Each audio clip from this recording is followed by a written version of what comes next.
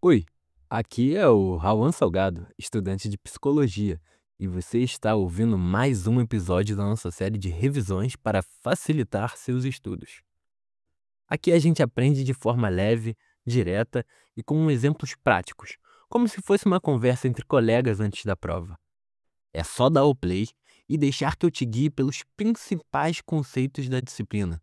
Hoje, vamos entender como a psicologia surgiu como ciência e como ela evoluiu ao longo do tempo. Bora lá?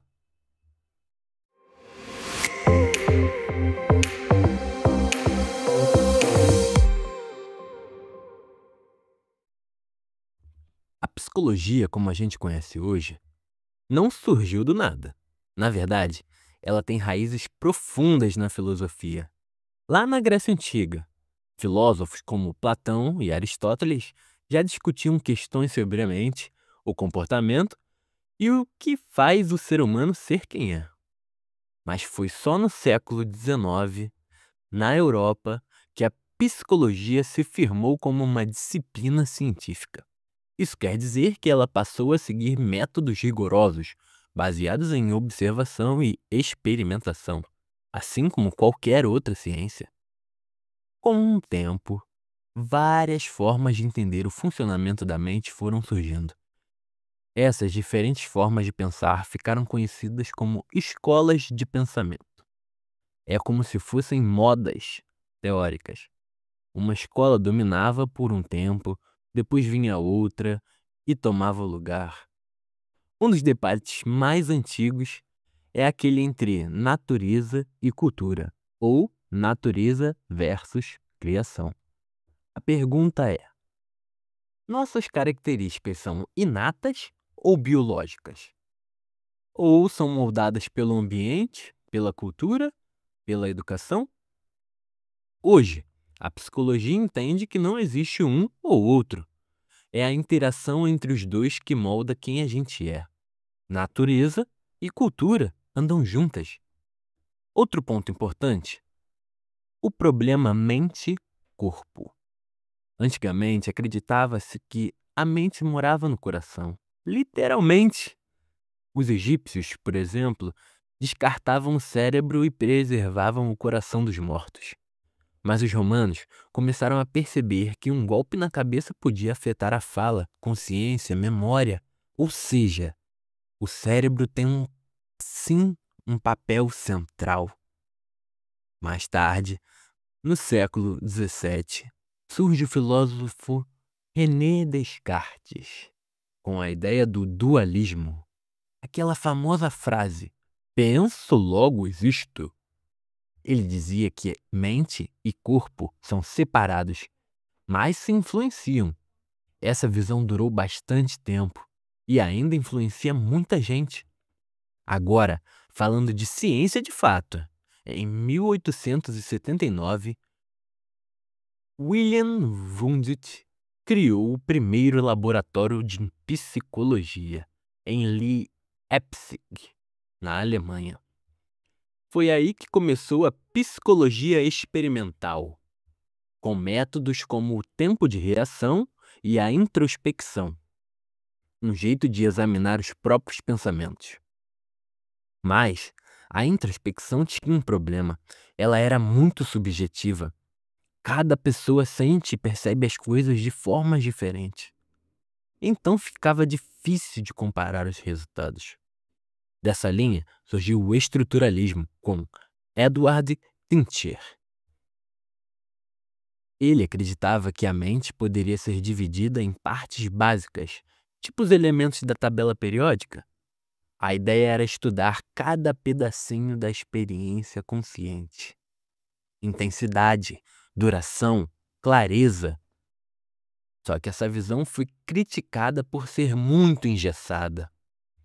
É aí que entra o funcionalismo com William James.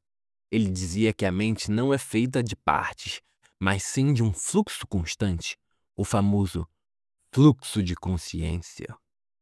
James propôs que deveríamos estudar a função da mente, ou seja, para que ela serve na adaptação do ser humano ao ambiente. Muito influenciado por Darwin. Ele via a mente como um instrumento de sobrevivência. Depois veio a Gestalt, com Max Wettermeyer. Eles diziam que o tudo é mais do que a soma das partes. Sabe aquelas imagens que podem ser interpretadas de várias formas? Tipo o rosto de uma velha ou de uma jovem, dependendo do olhar? Isso é Gestalt. A percepção é subjetiva e depende do contexto. E claro, não podemos deixar de falar de Freud. Ele trouxe o conceito de inconsciente, processos mentais que influenciam nosso comportamento, mesmo sem a gente perceber. Freud desenvolveu a psicanálise, um método terapêutico baseado na escuta, nos sonhos, nas falas espontâneas do paciente. A ideia era trazer à consciência os conflitos internos escondidos e ajudar o paciente a lidar com eles. Depois veio uma virada. O behaviorismo, com John B. Watson, e mais tarde, B. F. Skinner.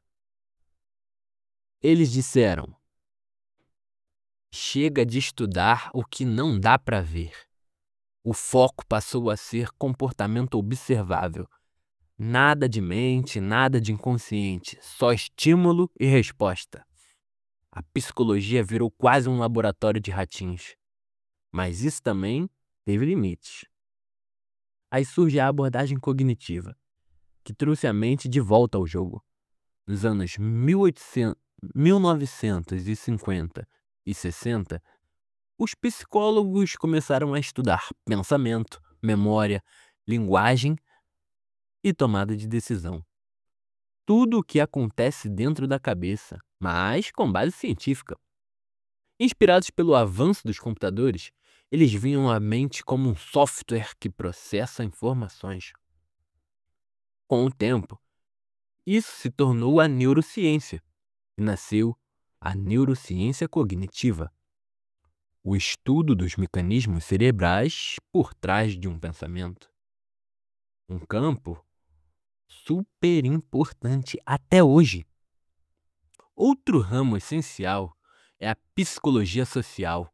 Ela cresceu principalmente depois da Segunda Guerra Mundial, quando os psicólogos começaram a investigar como o comportamento humano pode ser influenciado por grupos, autoridade, pressão social. Experimentos clássicos como o de Milgram sobre obediência nasceram daí. Por fim, temos a psicologia humanista, com nomes como Carl Rogers e Abraham Maslow. Eles defendiam uma visão mais positiva do humano, focada no potencial, na liberdade e no autoconhecimento. Essa abordagem influenciou muito os tratamentos clínicos que vieram depois. Hoje, a psicologia integra todos os conhecimentos e entende que não existe uma única resposta certa. Cada abordagem trouxe uma peça importante do quebra-cabeça. E é justamente essa diversidade que faz a psicologia ser tão rica. Recapitulando, só para relembrar os pontos-chave. A psicologia surgiu da filosofia e virou ciência no século XIX, com Wundt. Natureza e cultura interagem na formação do ser humano. A questão mente-corpo gerou o dualismo de Descartes. Wundt criou o laboratório e usou introspecção, que deu origem ao estruturalismo. James criticou isso e criou o funcionalismo, focado na função da mente. A Gestalt destacou que a percepção é subjetiva e contextual. Freud trouxe o inconsciente e a psicanálise. O behaviorismo focou no comportamento observável. A abordagem cognitiva resgatou os processos mentais com base científica. A psicologia social analisou a influência do grupo no comportamento. A psicologia humanista focou no potencial humano. E hoje, a ciência psicológica é integrada, baseada em múltiplas abordagens e evidências. Esse foi mais um episódio da nossa jornada pela psicologia. Se você gostou, salve esse áudio para ouvir de novo antes da prova e compartilha com quem também está estudando. No próximo episódio, vamos continuar explorando os fundamentos que formam a base dessa ciência tão fascinante. Até lá!